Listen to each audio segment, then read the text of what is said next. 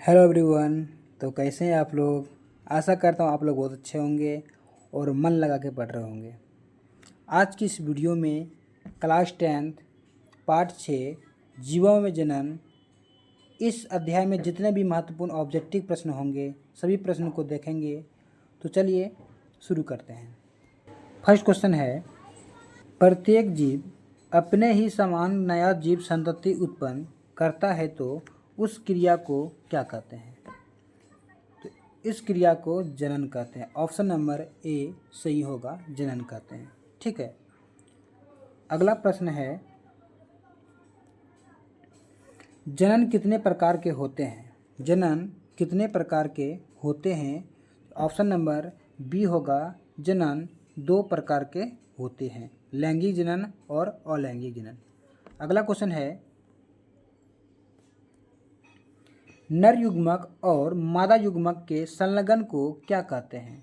नर युग्मक और मादा युग्मक के संलग्न को क्या कहते हैं। तो ऑप्शन नंबर बी सही होगा, निषेचन कहते हैं। ठीक है, अगला क्वेश्चन है,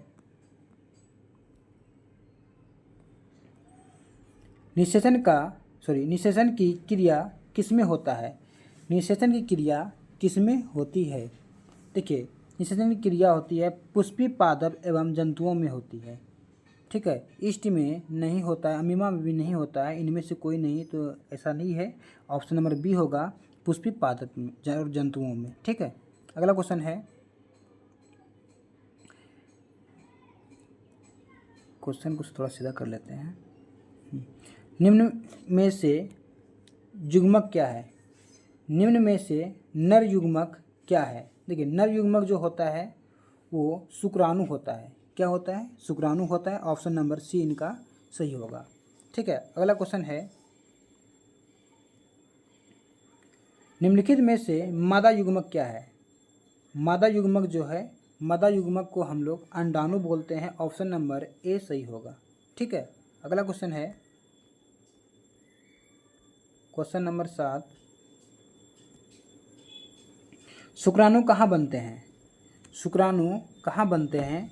देखिए, शुक्राणु जो बनता है वृषण में बनते हैं। ऑप्शन नंबर ए सही होगा।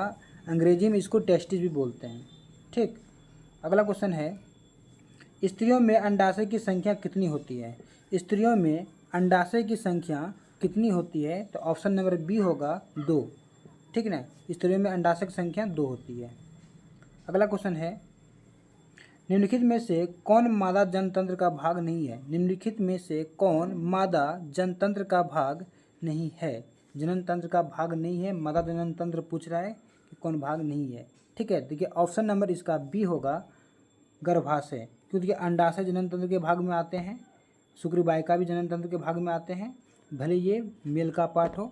ठीक ना, डिम्बाइनी भी जनन तंत्र का भाग है, गर्भाशय जनन तंत्र का भाग नहीं है, इसलिए ऑप्शन नंबर इसका बी बिल्कुल सही होगा, गर्भाशय। ठीक, अगला क्वेश्चन है, मनुष्यों में नर जननांग निम्न में से कौन है। मनुष्यों में नर जननांग निम्न में से कौन है। ठीक है, देखिए नर जननांग की बात हो रही है। सबसे पहले देखिए, वृषण नर जननांग का ही भाग है, शुक्रवाहिका भी नर जननांग का ही भाग है, और मूत्राशय भी नर जननांग के भाग ही है। लेकिन ये सभी ऑप्शन नंबर डी सही होगा, ये सभी तीनों आएंगे इसमें। ठीक है, अगला क्वेश्चन है, अंडाणु का निषेचन कहाँ होता है। अंडाणु का निषेचन कहाँ होता है। तो अंडाणु का जो निषेचन होता है वो फॉलोपियन ट्यूब में होता है, जहाँ पे हिंदी में आपको फॉलोपियन नलिका भी लिखा हुआ दिख रहा होगा। अंग्रेजी में इसको फॉलोपियन ट्यूब बोलते हैं। ठीक है, ऑप्शन नंबर सी इनका सही होगा। अगला क्वेश्चन है, माँ के रुधिर से पोषण मिलता है। माँ के रुधिर से पोषण मिलता है, तो किसको पोषण मिलता है। देखिए, गर्भाशय को नहीं मिलेगा, ठीक है, ग्रीवा को भी नहीं मिलेगा, शुक्राणु को भी नहीं मिलेगा, और ऑप्शन नंबर ए होगा, भ्रूण को मिलता है। माँ के रुधिर से भ्रूण को पोषण मिलता है। ठीक है, अगला क्वेश्चन है, मानव मादा का गर्भकाल का समय कितना होता है। ये तो सबको पता होता है, ऑप्शन नंबर ए होगा, 9 माह, 9 महीना। ठीक है, अगला क्वेश्चन है 14 नंबर,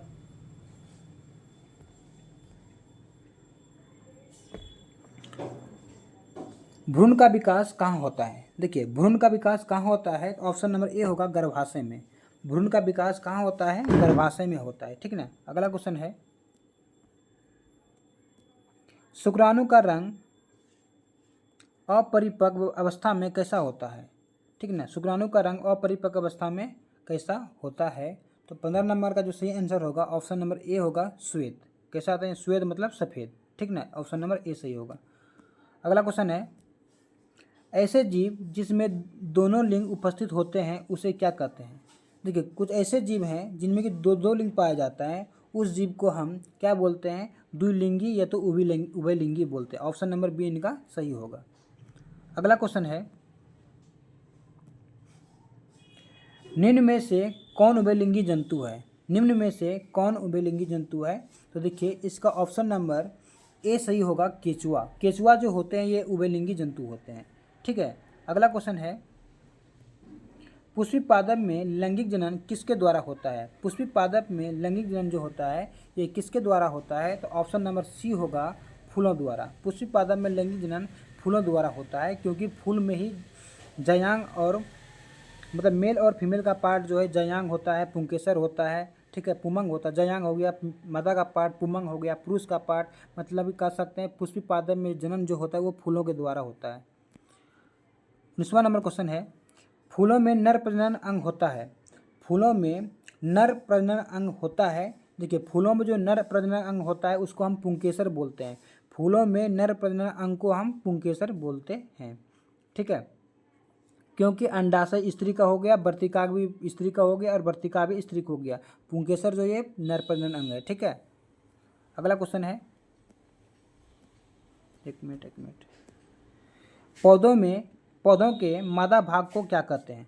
पौधों के मादा भाग को क्या कहते हैं? अभी जस्ट आपको बताए होंगे, पौधों के मादा भाग को जयांग कहते हैं। क्या कहते हैं? जयांग कहते हैं। ठीक। अगला क्वेश्चन है 21 नंबर, एक मिनट किधर चला गया भैया? 21 नंबर क्वेश्चन है, परागकोश में होते हैं। परागकोश में होते हैं, परागकोश में परागकण पाए जाते हैं। परागकोश में क्या होते हैं? परागकण होते हैं। ठीक है। अगला क्वेश्चन है, पुष्पी पादप में निषेचन कहाँ होता है? पुष्पी पादप में निषेचन कहाँ होता है? तो वो भ्रूण कोश के भीतर होता है। ऑप्शन नंबर बी इनका सही होगा। अगला क्वेश्चन है, स्वपरागन किस पौधे में होता है? स्वपरागन किस पौधे में होता है? तो ऑप्शन नंबर ए है, उभयलिंगी पौधे में स्वपरागन होता है। ठीक है। अगला क्वेश्चन है, एक लिंगी पुष्पी पौधे का उदाहरण है। एक लिंगी पुष्पी पौधे का उदाहरण है, देखिए पपीता जो होता है ना, पपीता, ये एक लिंगी पुष्पी पौधे होते हैं। अगला क्वेश्चन है, अगला प्रश्न है, एड्स किसके कारण होता है? एड्स जो है किसके कारण होता है? देखिए, एड्स जो होता है ना ये विषाणु के कारण होता है। एड्स जो होता है ये विषाणु के कारण होता है। अगला क्वेश्चन है, द्विलिंगी पुष्पी पौधे का उदाहरण है। द्विलिंगी पुष्पी पौधे का उदाहरण है। देखिए, द्विलिंगी पूछ रहा है तो द्विलिंगी पुष्पी पौधे का जो उदाहरण है ये गुलाब है। गुलाब में जो गुलाब होते हैं ना इसमें ये द्विलिंगी पुष्प होते हैं। ठीक है ना, द्विलिंगी पुष्पी पौधे का ये उदाहरण गुलाबी होगा। ठीक है। पपीता एक लिंगी है, अड़हुल भी एक लिंगी होगा। ठीक है, अड़हुल जिसको बोलते हैं, इनमें से कोई नहीं, ये तो होगा नहीं। गुलाब जो होते हैं ये द्विलिंगी पुष्प होते हैं। ठीक है। अगला है क्वेश्चन, द्विखंडन किसमें होता है? द्विखंडन किसमें होता है? तो देखिए, अमीबा में जो होता है ना, अमीबा में द्विखंडन होता है। ऑप्शन नंबर ए इनका सही होगा। अगला प्रश्न है 27 नंबर, बहुखंडन किसमें होता है? देखिए, द्विखंडन पूछा तो अमीबा में, अब क्या पूछ रहा है? बहुखंडन किसमें होता है? तो देखिए, बहुखंडन जो होता है प्लाज्मोडियम में होता है। प्लाज्मोडियम में कौन से खंडन होते हैं? बहुखंडन होते हैं। ठीक है, ऑप्शन नंबर डी इनका सही होगा। अगला प्रश्न है 28 नंबर, हाइड्रा में प्रजनन किस विधि से होता है? हाइड्रा में प्रजनन किस विधि से होता है? तो इस सबको पता होगा, हाइड्रा में प्रजनन जो होता है मुकुलन विधि से होता है। किस विधि से होता है? मुकुलन विधि से होता है। अगला क्वेश्चन है 29 नंबर, ईस्ट में प्रजनन किस विधि से होता है? ईस्ट में प्रजनन किस विधि से होता है? तो ईस्ट में प्रजनन जो होता है, ईस्ट में भी जो होता है वो मुकुलन विधि से होता है। ऑप्शन नंबर बी इनका सही होगा। ठीक। अगला क्वेश्चन है 30 नंबर क्वेश्चन है, घोंघा किस समुदाय का प्राणी है? घोंघा किस समुदाय का प्राणी है? तो ऑप्शन नंबर ए होगा मोलास्का। ठीक है, घोंघा जो है मोलास्का समुदाय का प्राणी है। ठीक है, अगला क्वेश्चन है 31 नंबर, मानव जनन अंग किस आयु में परिपक्व एवं क्रियाशील हो जाता है? मानव जनन अंग जो होता है किस आयु में परिपक्व एवं क्रियाशील हो जाते हैं? ऑप्शन नंबर इसका होगा बी 18 साल। ठीक है, 18 साल में पूरी तरह से परिपक्व हो जाते हैं। ठीक है, ऐसे देखिए जनन क्षमता जो है ना लड़का में मतलब पुरुष में, मेल में 14 साल में स्टार्ट होता है, यानी परिपक्व हो जाता है कितना में? 18 साल में पूरा परिपक्व हो जाता है। ठीक है, अगला क्वेश्चन है 32 नंबर, नर में टेस्टोस्टेरोन का स्राव प्रायः कितने उम्र में प्रारंभ होता है? ठीक है, तो इसका सही ऑप्शन होगा ऑप्शन नंबर ए 15 से लेकर 18 वर्ष में। ठीक है ना, 15 से लेकर 18 वर्ष में होता है। ऐसे टेस्टोस्टेरोन बनना 14 वर्ष से ही शुरू हो जाता है, टेस्टोस्टेरोन और स्पर्म, तो इसमें 15 से 18 मारेंगे। ठीक है, ऑप्शन नंबर ए सही होगा। ठीक है, अगला क्वेश्चन है, कितना था क्वेश्चन? एक मिनट 32 था, तो 33 नंबर क्वेश्चन होगा। 33 नंबर क्वेश्चन है, इनमें कौन अलैंगिक जनन विधि है? इनमें कौन अलैंगिक जनन विधि है? देखिए विखंडन भी अलैंगिक जनन ही है, मुकुलन भी अलैंगिक जनन ही करते हैं, बीजाणु जनन भी अलैंगिक होता है। तो इनमें सभी हो जाएगा ऑप्शन नंबर डी। ठीक है, अगला क्वेश्चन है, महिलाओं में मासिक चक्र की अवधि होती है, महिलाओं में मासिक चक्र की जो अवधि होती है वो होती है ऑप्शन नंबर सी 28 दिनों की होती है। कितने दिनों की होती है? 28 दिनों की होती है। अगला क्वेश्चन है, किस प्रकार के जनन में जनक के शरीर से नलिकाएं निकलती है? देखिए किस प्रकार के जनन में जनक के शरीर से नलिकाएं निकलती है? ऑप्शन नंबर इसका होगा ए मुकुलन में। किस में होता है? मुकुलन में ऐसा होता है। ठीक, अगला क्वेश्चन है, अरे एक मिनट, 37 नंबर क्वेश्चन है, स्त्री केसर के आधारी भाग को कहते हैं, स्त्री केसर के आधारी भाग को कहते हैं, स्त्री केसर के आधारी भाग को हम अंडाशय कहते हैं। क्या कहते हैं? अंडाशय। ऑप्शन नंबर बी इनका सही होगा। अगला क्वेश्चन है, निषेचन के फलस्वरूप अंडाशय की दीवारें बनाती है, निषेचन के फलस्वरूप अंडाशय की दीवारें बनाती है, तो क्या बनाती है? ऑप्शन नंबर बी होगा, फल बनाती है। निषेचन के फलस्वरूप अंडाशय की दीवार फल बनाती है, ऑप्शन नंबर बी होगा। अगला क्वेश्चन है, निम्नलिखित में कौन लैंगिक जनन संचारित रोग नहीं है? निम्नलिखित में कौन लैंगिक जनन संचारित रोग नहीं है? ऑप्शन नंबर इसका सही होगा डी टाइफाइड। ठीक ना, एड्स जो है ये लैंगिक जनन संचारित रोग है, गनोरिया भी लैंगिक जनन संचारित रोग है, सिफिलिस भी लैंगिक जनन संचारित रोग है। टाइफाइड जो होता है ये लैंगिक जनन संचारित रोग नहीं है, इसलिए ऑप्शन नंबर इसका डी बिल्कुल सही होगा। ठीक है, ऑप्शन नंबर डी। अगला क्वेश्चन है 40 नंबर,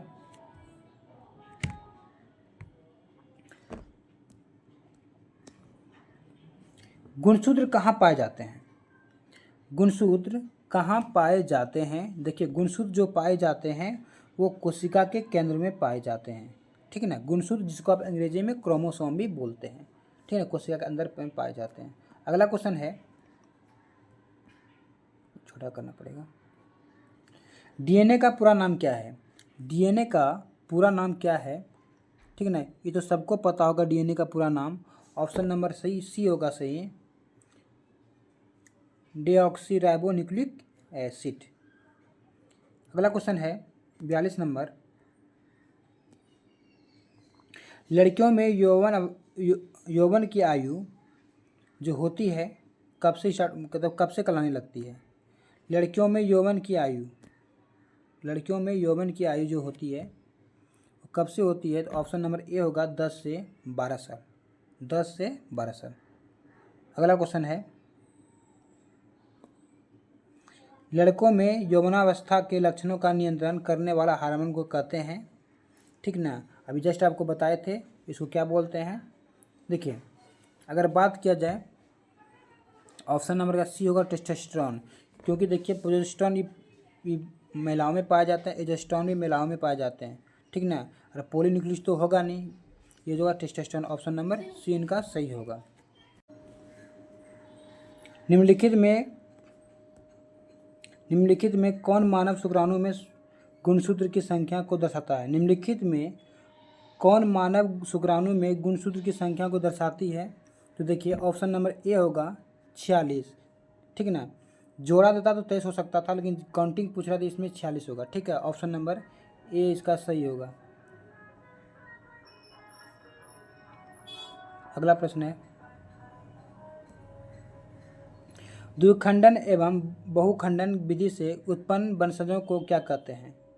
द्विखंडन एवं बहुखंडन विधि से उत्पन्न वंशजों को क्या कहते हैं? तो ऑप्शन नंबर का इसका सही होगा, उसको अनुजात कहते हैं। क्या कहते हैं? अनुजात। ऑप्शन नंबर ए सही होगा। निषेचन के फलस्वरूप निर्माण होता है। निषेचन के बाद क्या बनता है? देखिए निषेचन के जो फलस्वरूप जो बनता है वो बनता है युग्मनज, ठीक ना। युग्मनज ऑप्शन नंबर ए इनका सही होगा। अगला क्वेश्चन है, निम्न में से किस में बाह्य निषेचन होता है? निम्न में से किस में बाह्य निषेचन होता है? तो ऑप्शन नंबर ए होगा मेढक। मेढक में जो होता है ये बाह्य निषेचन होता है, ठीक ना। अगला क्वेश्चन है, गुलाब में होता है। देखिए इससे पहले भी क्वेश्चन में बता चुके हैं, गुलाब में होता है कौन सा निषेचन होता है? गुलाब में होता है, गुलाब में जो होता है वो तना कायिक प्रबंधक होता है। क्या होता है? तना कायिक प्रबंधक होता है। ऑप्शन नंबर ए इनका सही होगा। ये लास्ट क्वेश्चन है, समान जीन संरचना वाले जीवों को क्या कहते हैं? समान जीन संरचना वाले जीवों को क्या कहते हैं? उसको क्लोन बोलते हैं। एक ही साथ जीव होता है उसको क्लोन बोलते हैं ना, टू कॉपी। चलिए ठीक है, इस अध्याय में 50 गो ऑब्जेक्टिव प्रश्न कराए हैं। अगर आपको वीडियो अच्छी लगी तो लाइक और सब्सक्राइब कर दीजिए। अगर कहीं गलती वगैरह हुआ है, अगर कोई सा कहीं मिस्टेक हुआ है तो वो भी कमेंट कर दें, ठीक ना। तो आज की वीडियो यही समाप्त होती है। जय हिंद।